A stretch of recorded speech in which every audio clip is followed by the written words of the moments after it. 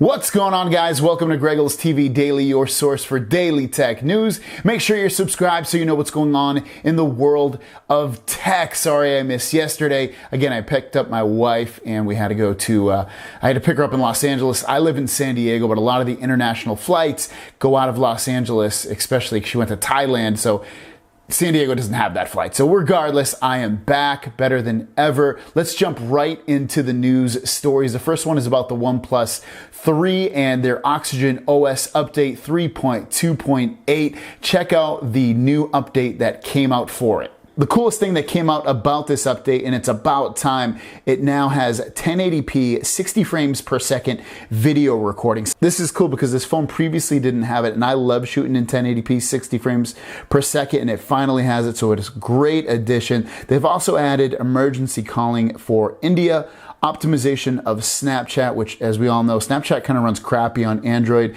It ran really bad on my Note phone, but it definitely runs better on my Pixel phone, so I would assume it's going to run pretty well after the update on the OnePlus 3.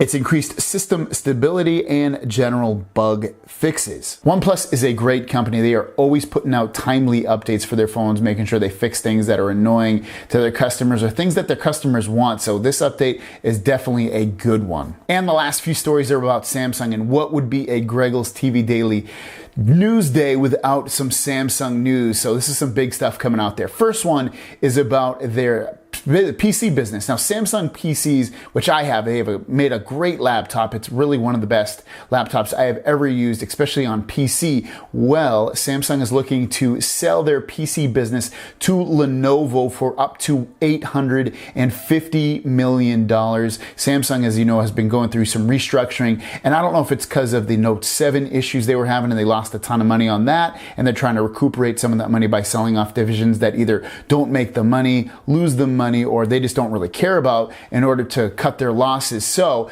they're looking to sell this, and it's been in talks, I guess, for a few months with little progress, but it is in talks to be sold. They did just recently sell their printing business to HP. I believe it was for $1 billion. So Samsung, again, looking to make some money off of their PC business, $850 million. Next up, Samsung, as you know, does make its own fingerprint scanners for their phones. Well, it looks like for some of their low-end devices, they are going to be sourcing some local competition that does also make fingerprint scanners to be put into low-end Samsung phones. About 2 million of these phones, which is kind of cool, I guess. Most phones, if you didn't know, a lot of these companies do use multiple companies to source materials from already. So for instance, Apple might, when they make their phone, their screen might come from Samsung, the battery from LG, and then, you know, other internal parts from other companies as well. So it's really nothing new, but it's kind of cool to see what is going on internally with Samsung. So it looks like they're going to try to not have to work so hard to make their own fingerprint scanners for their low-end phones. They would be doing that with outsourced companies. And lastly, when the Note 7 was recalled, some of the initial reports that were coming out were that the root cause was because of the battery, and the batteries at that time, 70% of them were made by Samsung. So what they ended up doing was sourcing the batteries in the replacement Note 7s with Chinese manufactured batteries. Well, after the initial reports came out and they realized that it probably wasn't the battery that caused those fires, that it was something else in the phone, and they're still looking for that exact cause. Well, what looks like what happened, the problem now is that Samsung's battery division, which is Samsung SDI, is going through a lot of trouble right now being able to sell their batteries to other manufacturers and build that confidence in other manufacturers, even though it's probably not what caused the Note 7 at all. Reuters is reporting that Samsung has to really go out there with people that already buy their batteries, like Apple and other companies, and tell them, hey, our batteries are safe, and they're having a really difficult time at the same time trying to get new customers brought in to convince them that their batteries are safe. So it's kind of scary for Samsung. So not only was the Note 7 recalled, but also they make a ton of parts, like I said earlier in this news report, for other companies, have it be processors or batteries or screens, whatever it may be.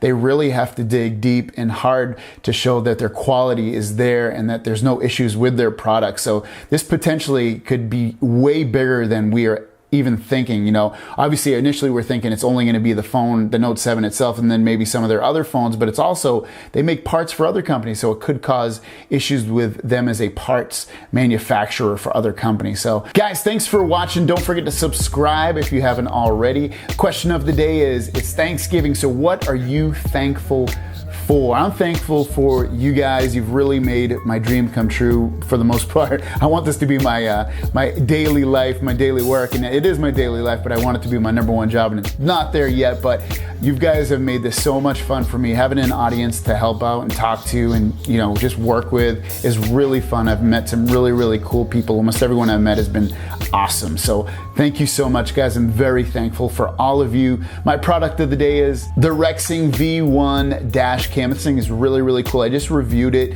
so I will link it in the description down below if you want to view that video. But also, if you want to buy it and you're looking for a dash cam to capture if someone's going to hit you, you're getting in an accident, or just random, maybe catch something cool on the road, this is a really cool camera, guys. I definitely recommend it. If you guys have any questions or comments, leave them down below. Thanks for watching, guys. I'll see you down the road. Peace.